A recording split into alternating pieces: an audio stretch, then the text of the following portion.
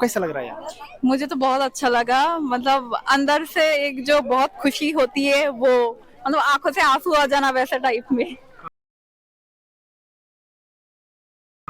एक दोन तीन चार पाच सहा, सहा इकडे आणि सहा हे हा जो दरवाजा आहे दरवाजाच्या पलीकडे सहा आहे.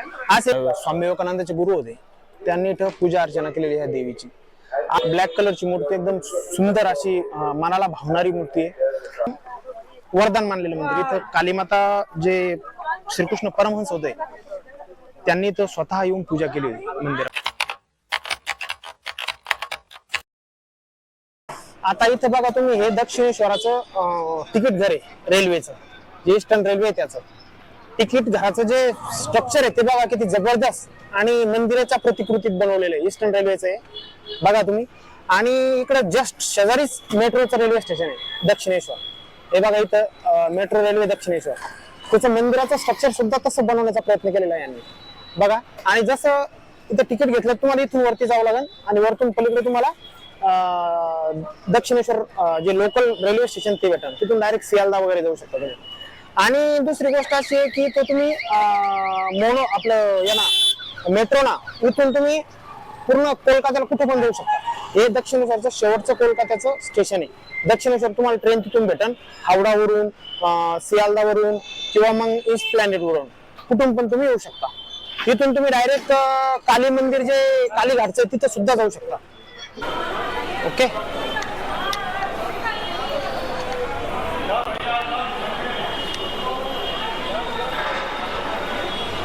मित्रांनो नमस्कार. बबन बोर्ड यूट्यूब, इंस्टा आणि फेसबुकवर तुमचं स्वागत आहे. आज आपण आलो आहोत दक्षिणेश्वर काली मंदिर कोलकातामध्ये.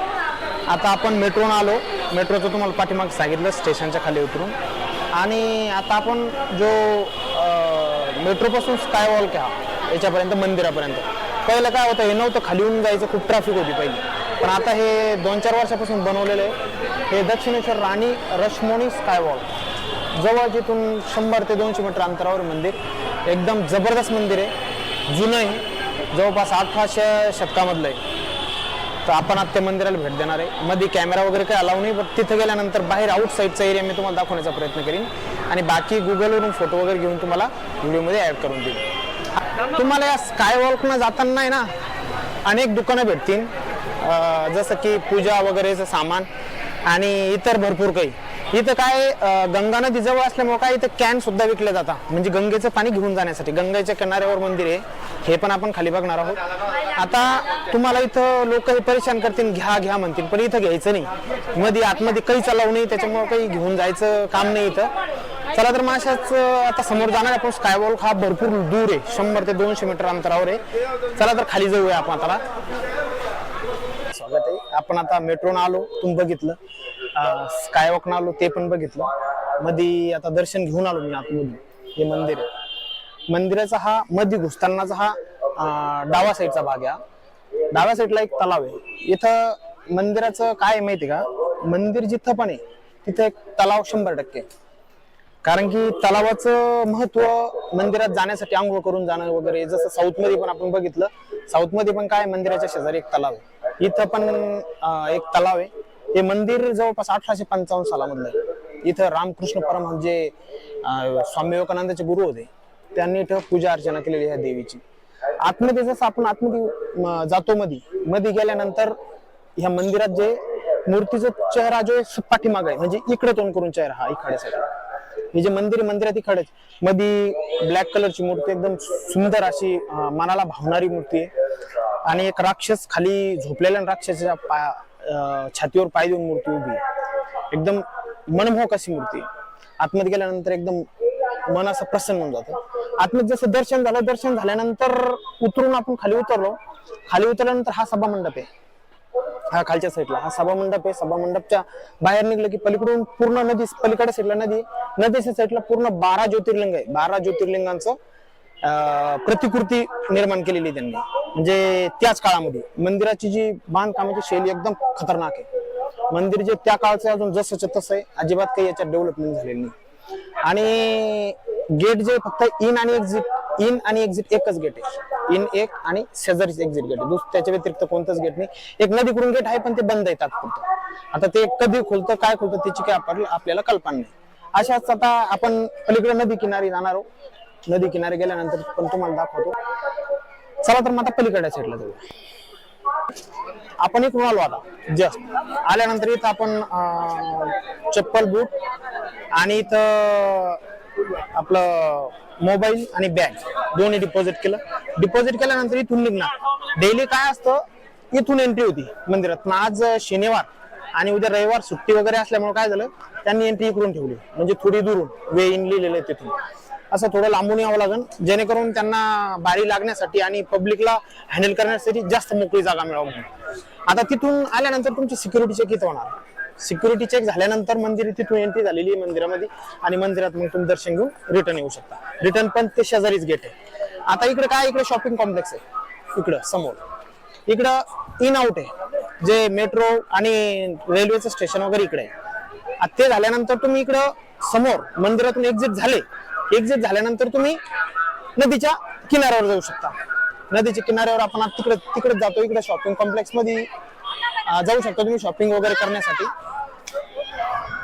चला तर नदीच्या किनाऱ्यावर जाऊ. हे बघा हे एक्झिट आहे. इथून लोक हळूहळू बाहेर येत आहेत. गर्दी खूप आहे मध्ये आणि एंट्री. इथून आपण सिक्युरिटी चेक होऊन आतमध्ये एंट्रीसाठी गेलो. आता इकडे चाललो आपण नदीच्या किनाऱ्यावर. राणी रश्मोनी मातेचं मंदिर आहे इथं. आता इकडे बघा असं पब्लिक आराम करते थोडं आणि इकडे नदी किनारा असल्यामुळे एकदम थंड वातावरण आहे. लोक इथं आंघोळ वगैरे करतात. तुम्हाला जे सांगितलं मी जे 12 ज्योतिर्लिंगाचं जे मंदिर आहे ना आतमधून मंदिरातून हे बघा ज्योतिर्लिंगाच्या प्रतिकृती अपूर्ण 1 2 3 4 5 6 इकडे आणि 6 हा जो दरवाजा आहे दरवाजाच्या पलीकडे 6 आहे. असे एकूण 12 ज्योतिर्लिंगाच्या प्रतिकृती इथं आपण मंदिरात गेल्यानंतर बघू शकतो. पण मंदिरातून दर्शन घेऊ शकतो तिथं, परंतु तिथं एंट्री नसल्यामुळे काय आपण नाही जाऊ शकत.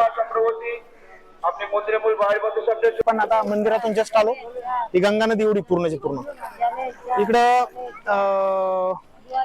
समोर हे याला गंगा म्हणजे हुगळी नदी पण म्हणते. गंगाचं इथं कोलकात्यामध्ये याचं हुगळीच नाव आहे. गंगाईचं पाठीमाग नाव आहे आणि पुढं गंगासागरला जाऊन मिळते. आता इथून जस्ट मंदिरातून आपण बाहेर निघलो म्हणजे जस्ट म्हणजे 10 ते 20 मीटर अंतर असं 10-20 मीटर अंतरातून आपण इथं आलेलो आहे. दर्शन वगैरे झालं. लोक पहिली प्रथा काय होती इथं आलं की आंघोळ वगैरे करायची मग दर्शन घ्यायचं. पण आता पब्लिक डायरेक्ट तिकडून येते दर्शन घेते आणि निघून जाते. आता याच्यामध्ये खूप काही पाहण्यासारखं आहे मंदिरामध्ये. म्हणजे खूप जुनं मंदिर आहे आणि कालीमातेचं एकदम वरदान मानलेलं मंदिर. इथं कालीमाता जे श्रीकृष्ण परमहंस होते त्यांनी इथं स्वतः येऊन पूजा केली होती मंदिरामध्ये आणि स्वतः इथं पूजा करून मग स्वामी विवेकानंदांनी इकडं आपलं नदीच्या त्या छोरला म्हणजे हावडामध्ये जे मठ आहे त्या मठाची स्थापना केलेली आहे. आपण इथून मठला यांना पण जाऊ शकता होडीनं. जवळपास अर्धा ते पाऊण तास लागतो. चला तर मग आता आपण नदीचं दर्शन वगैरे घेतलं. आता पुढे जाऊ. आपण आता ह्या मॅडम भेटलेल्या आपल्याला इथं. त्या मॅडमचा रिव्ह्यू घेणार आहे मंदिराच्या बाबतीत. मैडम आपको कैसा लग रहा है यार? मुझे तो बहुत अच्छा लगा. मतलब अंदर से एक जो बहुत खुशी होती है वो मतलब आंखों से आंसू आ जाना वैसे टाइप में बहुत अच्छा लगा. आप प्रॉपर यहाँ की नहीं मैं प्रॉपर मतलब मैं बंगाली हूँ लेकिन यहाँ पे रहती नहीं हूँ मैं तो तो दूर से आई आप कितनी बार आओगे मंदिर यहाँ? और अनकाउंटेड. अभी तो काउंट नहीं किया जा सकता. मतलब अभी वैसा कुछ नहीं कि इतनी बार ही आना है. आपने मंदिर में जाके दर्शन लिया? हाँ दर्शन तो लिया. कैसा लगा अंदर का अनुभव? कुछ अलग ही एक्सपीरियंस था. शब्दों में नहीं बयां कर शब्दों सकते. में बयान नहीं किया जा सकता. Divine wholesome. मित्रांनो नमस्कार. आता आपण जस्ट मंदिरातून दर्शन वगैरे घेतलं. गंगेचं पण दर्शन घेतलं आणि पूर्ण मंदिराचे जे आसपास जे पब्लिक येते त्यांचे पण 1-2 जणांचे रिव्ह्यू पण घेतले मंदिराच्या बाबतीत. तर हे जे मंदिर आहे खूप पुरातन आहे. इथं जवळच म्हणजे पलीकडे साईडला बोटनं तुम्ही जे स्वामी विवेकानंदाचा मठ होता तिथं पण जाऊ शकता. आणि इथं साईडला जे जवळपास पूर्ण जेवढे पण यांचे शिष्य होते स्वामी परमहंसाचे त्यांचे पूर्णचे पूर्ण असं बसलेल्या मूर्ती दाखवलेल्या आहे. इथून तिथून पूर्ण नदीच्या किनाऱ्यावर. आणि हे जे मंदिर आहे नदीच्या किनाऱ्यावर असल्यामुळं याचं जे सौंदर्य अजून द्विगुणित होऊन जातं. इथं कोलकात्याला जर आले तुम्ही तर अवश्य भेट देऊ शकता. जसं की तुम्हाला कामानिमित्त आले तुमची ट्रेन फ्लाईट वगैरे थोडी वेळ आहे तुम्हाला 4-5 घंट्याचा मध्ये ब्रेक आहे तर तुम्ही तो ब्रेक इथं स्पेंड करू शकता इथं मंदिरात येऊन. जसं की मंदिरात आल्यानंतर तुम्हाला जो अनुभव आहे हा उच्च कोटीचं असेल.